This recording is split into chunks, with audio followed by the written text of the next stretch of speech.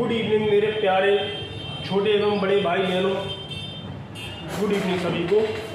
आज अपन पढ़ने जा रहे हैं नर्मदा सोन घाटी क्षेत्र।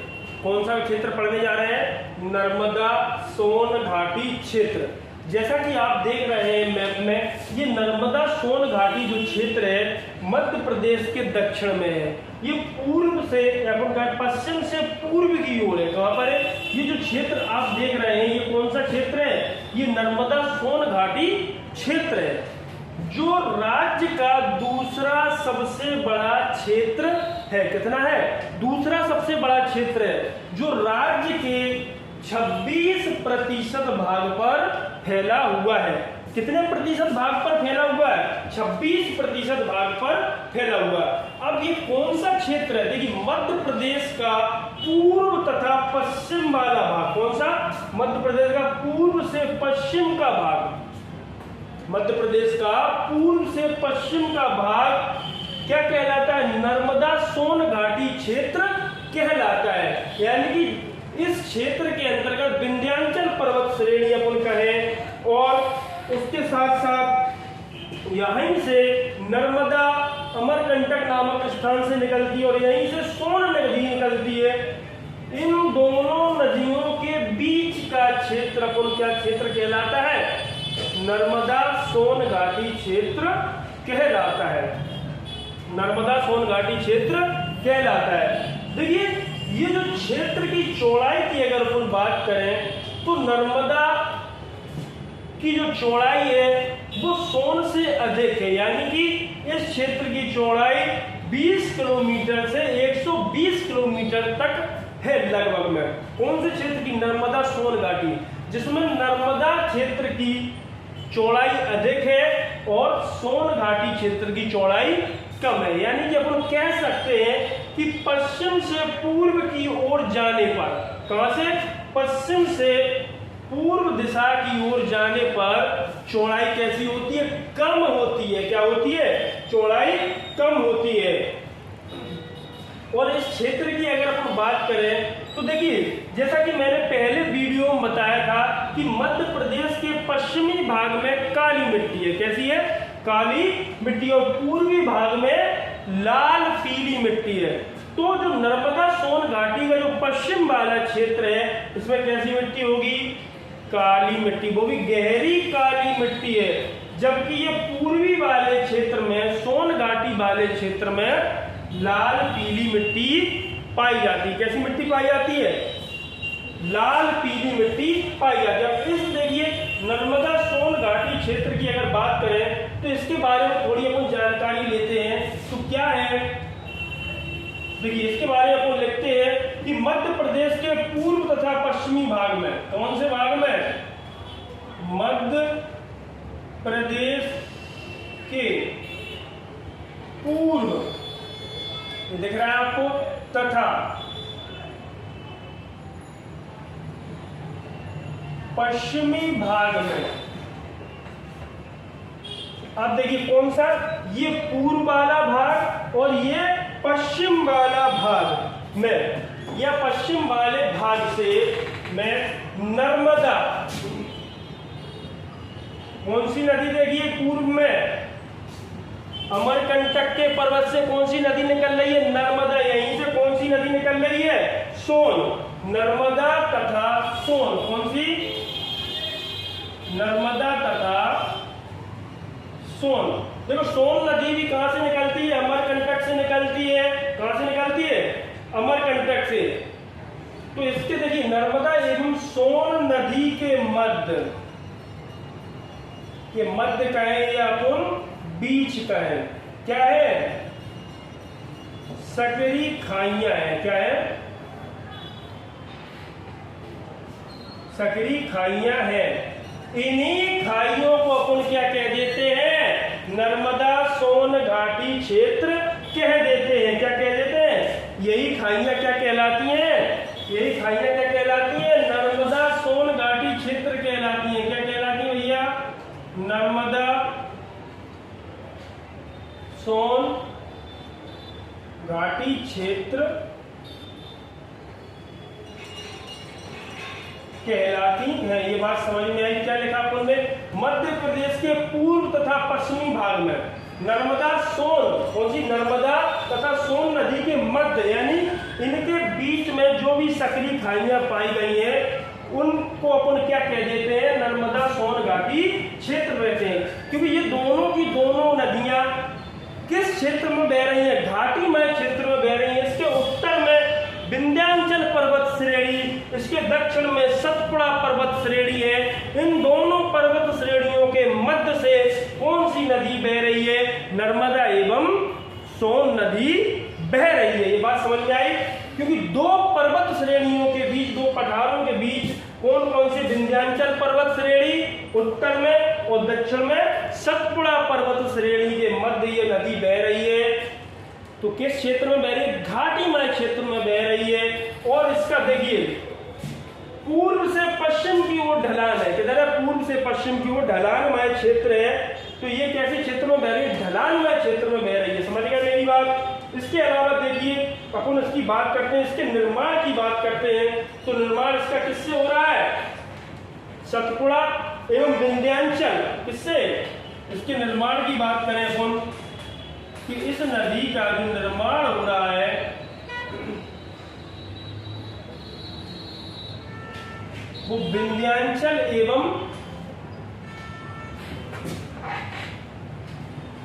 सतपुड़ा, विंध्याचल एवं सतपुड़ा कौन सा? जो मैंने आपको बताया किन दो घाटियों में बह रही है? ऊपर की घाटी जो है, ऊपर का जो क्षेत्र विंध्याचल पर्वत श्रेणी और नीचे सतपुड़ा पर्वत श्रेणी कहते हैं। इसके अंतर्गत कौन सी नदी बहती? नर्मदा एवं सोन नदी बहती है। और इसी क्षेत्र को अपन क्या कह देते हैं? नर्मदा सोन घाटी कह देते हैं। विंध्याचल एवं सतपुड़ा, नर्मदा सोन किसके द्वारा हो रहा है इसका निर्माण? नर्मदा सोन के द्वारा। ये बात समझ में आई?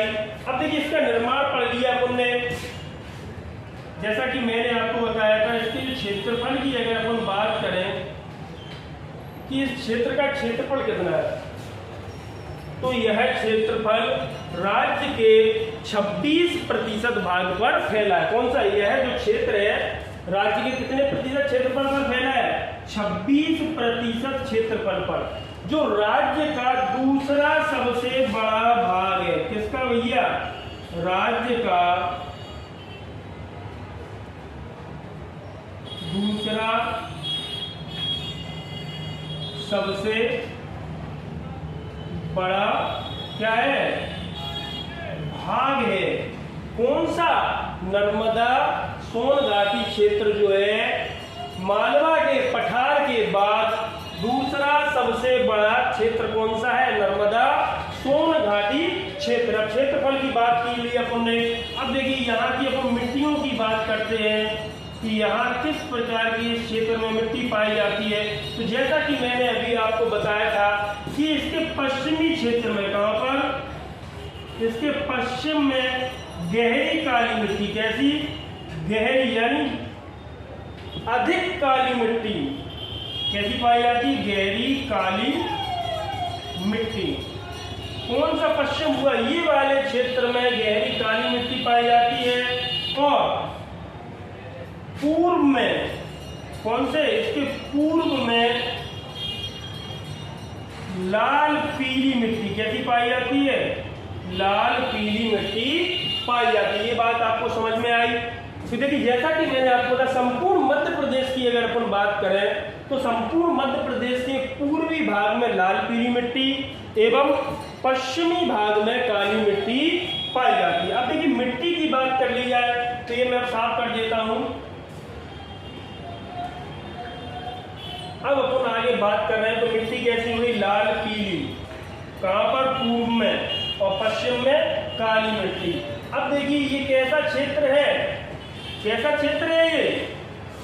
अधिक नमी वाला क्षेत्र है, नदी वाला क्षेत्र है। तो यहाँ की फसलों की बात कर लें अपन कि यहाँ की जो प्रमुख फसलें हैं, फसलों में सबसे अधिक इस क्षेत्र में क्या होता है? तो देखिए फसलों की बात करें तो यहाँ पर सबसे ज्यादा मात्रा में जायद की फसलें की जाती हैं। किसकी? जायद की, सबसे ज्यादा मात्रा में। अब जायद की फसल है, कौन सी? जायद की फसलें। अभी जायद की फसलें क्या होती हैं बच्चों? तो देखिए इसमें अपना खीरा हुआ, सभी लोग जानते हैं, बताने की आवश्यकता नहीं है। तरबूज हुआ, खरबूज हुआ, ककड़ी हुई, ये सभी क्या है? जायद की फसलें हैं। इसके अलावा अन्य जो फसलें हैं यहाँ पर क्या होता है? गेहूं होता है, धान होता है, सरसों होती है, ज्वार होता है, बाजरा होता है, मूंगफली होती है। ये क्या है? इस क्षेत्र की प्रमुख फसलें हैं। क्या है? नर्मदा सोन घाटी क्षेत्र की प्रमुख फसलें कौन सी हैं? आपने देख ली, गेहूं, धान, सरसों, ज्वार, बाजरा और मूंगफली। देखिए फसलें अपन पढ़ चुके हैं। अब फसलों के बाद अपन इस क्षेत्र की वर्षा की बात कर रहे हैं कि यहाँ पर वर्षा कैसी होती है। तो देखिए जैसे ही अपन पश्चिम से पूर्व दिशा की ओर जाते हैं, पश्चिम से पूर्व दिशा की ओर जाते हैं, तो पश्चिम से पूर्व की ओर जाते हैं तो वर्षा की मात्रा बढ़ती जाती है। कैसी होती जाती है? वर्षा की मात्रा बढ़ती जाती है। ये बात समझ में आई? पश्चिम से पूर्व की ओर जाने पर, क्योंकि हमारे मध्य प्रदेश में जो वर्षा होती है वो दो शाखाओं से होती है। कौन कौन सी वो दो शाखाएं हैं? एक बंगाल की खाड़ी शाखा, एक अरब सागर की शाखा। तो अपन क्या कह रहे हैं? वर्षा कैसी होती जाती है? पूर्व से किधर से? सॉरी पश्चिम से किधर से? पश्चिम से इधर से अपन जा रहे हैं उधर की ओर, किधर की ओर? पूर्व की ओर। तो वर्षा कैसी हो रही है? वर्षा की मात्रा बढ़ती जा रही है। पश्चिम से पूर्व की ओर, किधर? पूर्व की ओर जाने पर वर्षा की मात्रा बढ़ती जाती है। कैसी होती है? बढ़ती जाती है। अब देखिए यहाँ पर अगर वर्षा की बात करें तो कितनी वर्षा होती है? तो अपन बता रहे हैं यहाँ पर 57 सेंटीमीटर से 57 सेंटीमीटर से, कितने से? 57 सेंटीमीटर से 145 सेंटीमीटर वर्षा होती है। समझ गए मेरी बात? पश्चिम से अपन पूर्व की ओर जा रहे हैं, वर्षा की मात्रा बढ़ती जा रही है। ये बात समझिए, वर्षा हो गई। अब बात करते हैं अपन नेक्स्ट जलवायु की। किसकी बात करते हैं? कि यहाँ की जलवायु कैसी है। तो देखिए जैसा कि आपको पता होगा घाटीमय क्षेत्र, ये कैसा है? घाटी वाला क्षेत्र है। तो यहाँ गर्मियों में क्या होगी? अधिक गर्मी होगी। क्या होगी? गर्मियों में अधिक गर्मी एवं सर्दियों में साधारण सर्दी होगी। कैसी होगी? अधिक सर्दी नहीं होगी। तो यहाँ की जलवायु की बात करें अपन तो गर्मी में क्या? गर्मी में अधिक गर्मी। कैसी? गर्मी में अधिक गर्मी। और बात कर रहे हैं सर्दी की। सर्दी में क्या होती है? कम सर्दी। कम सर्दी यानी नॉर्मल सर्दी रहती है। घाटीमय क्षेत्र होने के कारण ऐसा होता है यहाँ पर। अब जलवायु समझ में आ गई कैसी है? यहाँ पर घाटीमय क्षेत्र के कारण गर्मियों में तो बहुत भयंकर गर्मी लगती है, लेकिन ठंडों में साधारण नॉर्मल सर्दी रहती है। अपन टी-शर्ट शर्ट में ही घूम सकते हैं। समझ गए मेरी बात? अब जलवायु के बाद बात करते हैं अपन यहाँ की वनस्पतियाँ कौन सी हैं। वनस्पतियों में अगर देखा जाए यहाँ की जो पेड़ पौधे हैं, क्या? पेड़ पौधे। पहले तो हम आपको बता दें कि संपूर्ण नर्मदा सोन घाटी के 30% क्षेत्रफल पर, अगर अपन नर्मदा सोन घाटी को 100% मानते हैं तो इसके 30% क्षेत्रफल पर क्या पाए जाते हैं? वन पाए जाते हैं। वन या वनस्पति, पेड़ पौधे, कुछ भी कह सकते हैं। तो यहाँ पर कौन कौन से वन पाए जाते हैं उनको अपन देख रहे हैं।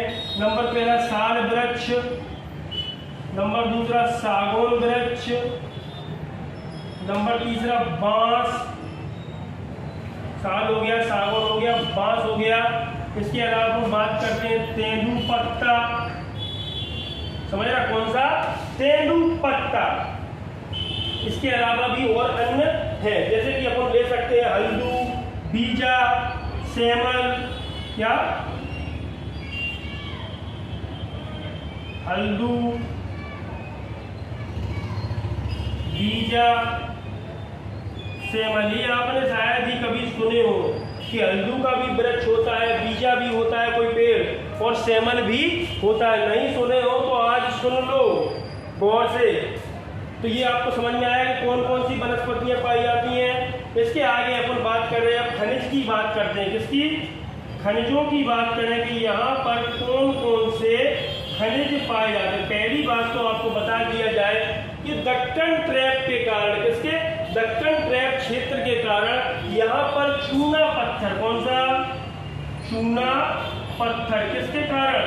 दक्कन ट्रैप के कारण यहाँ पर क्या पाया जाता है? चूना पत्थर। इसके अलावा संगमरमर, क्या पाया जाता है? संगमरमर। इसके अलावा टंगस्टन, क्या पाया जाता है? टंगस्टन। ये क्या है? यहाँ के प्रमुख खनिज है। क्या है? खनिज। इसके अलावा आपको देखा जाए अवसादों से बनती है तो कोयला भी पाया जाता है। क्या पाया जाता है? कोयला भी इस क्षेत्र में पाया जाता है। कौन से क्षेत्र में अगर बात की जाए तो अपना जो उमरिया वाला क्षेत्र है, इस क्षेत्र में कोयला पाया जाता है। ये बात समझ में आई कि यहाँ पर कौन कौन से खनिज पाए जाते हैं। दक्कन ट्रैप की चट्टानों के कारण यहाँ पर चूना पत्थर, संगमरमर, टंगस्टन, कोयला अधिक मात्रा में पाया जाता है। ये वनस्पति हो गई अपनी, खनिज हो गए अपने। अब इसके बाद अपन बात करते हैं उद्योगों की बात करते हैं। किसकी? उद्योगों की, कि कौन कौन से उद्योग यहाँ पर हैं। तो देखिए सूती वस्त्र उद्योग, कौन सा? सूती वस्त्र उद्योग, मिक्स वस्त्र उद्योग, इसके अलावा सीमेंट उद्योग। समझ गया मेरी बात? कौन कौन से हैं उद्योग? उद्योग में देखिए अपना पहला सूती वस्त्र उद्योग, नंबर दूसरा मिक्स। मिक्स का मतलब सभी मिक्स हो जाते हैं उसमें, मिक्स वस्त्र उद्योग। इसके अलावा सीमेंट उद्योग, सीमेंट उद्योग आदि। ये क्या है?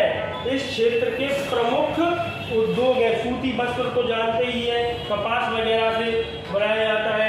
इसके अलावा सीमेंट और इसके अलावा मिक्स वस्त्र उद्योग, ये क्या पर है? यहाँ पर। अब बात कर रहे हैं इसका सबसे इंपोर्टेंट पॉइंट की अपन बात कर रहे हैं, किसके? पर्यटन स्थल कौन से हैं? कौन से पर्यटन स्थल की अगर अपन बात करें, इंपोर्टेंट है, इसको ध्यान से देखना। कई बार एग्जाम में पूछा गया है, जैसे कि 64 योगिनी मंदिर। कौन सा? 64 योगिनी मंदिर। कौन सा मंदिर? 64 योगिनी मंदिर। ये कहाँ पर है अपने? ये अपना है जबलपुर में। कहाँ पर है? जबलपुर में 64 योगिनी मंदिर बहुत ही प्रसिद्ध मंदिर है। यहाँ पर बहुत सारे लोग जाते हैं घूमने के लिए। इसके अलावा अगर अपन अन्य मंदिर की बात करें तो भेड़ा घाट, क्या? भेड़ा घाट, यहीं पे लिख देता हूँ अपने, भेड़ा घाट, ये भी यहाँ का प्रसिद्ध है। ये भी कहाँ पर है? अपना जबलपुर में है। इसके अलावा तिगवा मंदिर, कौन सा? तिगवा मंदिर, ये भी कहां पर है? अपना जबलपुर में है। कहां पर है? जबलपुर। देखिए 64 योगिनी मंदिर भी जबलपुर में है, भेड़ाघाट मंदिर भी जबलपुर में है, तिगवा मंदिर भी जबलपुर में है। इसके अलावा ओंकारेश्वर मंदिर, कौन सा?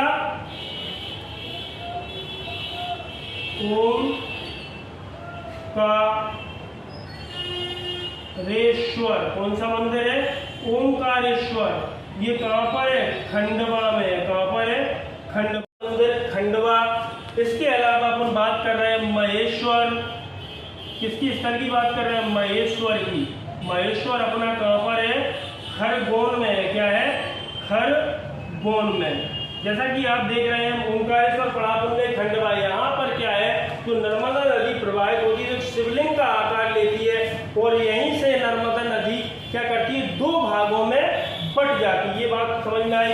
ओंकार। देखिए इसके अलावा महेश्वर, खरगोन के अलावा अगर बात करें तो जबलपुर में एक स्थल है, कौन सा? रूपनाथ। कौन सा है? रूपनाथ। ये कहाँ है? जबलपुर में। यहां से क्या हुआ है? अशोक का, किसका? अशोक का एक शिलालेख प्राप्त हुआ है। अशोक का शिलालेख प्राप्त हुआ है। कहां से प्राप्त हुआ है? जबलपुर के रूपनाथ नामक स्थल से हमें क्या मिला है? अशोक का, सम्राट अशोक जो मौर्य साम्राज्य के सबसे विख्यात राजा थे, सबसे प्रसिद्ध राजा थे, उनका एक शिलालेख हमें कहां से मिला है? रूप। देखिए इसके अलावा अपन बात कर रहे हैं इसके अंतर्गत कौन कौन से जिले आते हैं। अगर जिलों की बात की जाए कि इस पठार के अंतर्गत कौन जिले आते हैं, जिलों की बात करें अपन कि कौन कौन से जिले स्थित है, तो देखिए इसके अंतर्गत, देखिए नर्मदा सोन घाटी के अंतर्गत अगर बात की जाए तो अपना क्या हुआ? जबलपुर। क्या हुआ? जबलपुर, खंडवा, खरगोन। देखिए जो पूरा इस बेल्ट के अंतर्गत जो कुछ भी आते हैं, बड़वानी, समझ में बात? क्या? बड़वानी हुआ, अनूपपुर हुआ, डिंडोरी हुआ, अनूपपुर,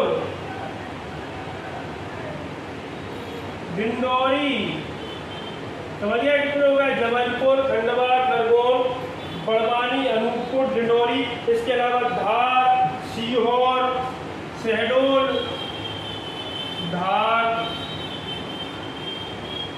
सीहोर, शहडोल आदि जिले इसके अंतर्गत आते हैं। एक इम्पोर्टेंट पॉइंट और यहाँ आपको देखने को मिल जाएगा। एक इम्पोर्टेंट पॉइंट क्या है कि ये जो क्षेत्र है, क्वेश्चन बनता है कि नर्मदा घाटी क्षेत्र सकरा है कि सोन घाटी क्षेत्र सकरा है। सकरे का मतलब इसकी चौड़ाई किसकी कम है? तो इस क्षेत्र में क्या है? नर्मदा की तुलना में सोन घाटी क्षेत्र कैसा है? सकरा है। कैसा है? नर्मदा की तुलना में, किस नदी की तुलना में? नर्मदा घाटी क्षेत्र की तुलना में सोन घाटी क्षेत्र, कौन सा? सोन घाटी क्षेत्र कैसा है? सकरा है। कैसा? सकरा है। सकरा से मतलब इसकी चौड़ाई कैसी है? कम है। सकरा की जगह सकरी भी लिख सकते हैं। क्या लिख सकते हैं? सकरी भी। ये समझ में आ गया पूरा? दोस्तों, छोटे भाई एवं बहनों, चैनल को लाइक एवं सब्सक्राइब करें अगर पसंद आया हो आपको हमारा पढ़ाना। इससे और अच्छे भी वीडियो आपको आगे मिलते रहेंगे। धन्यवाद।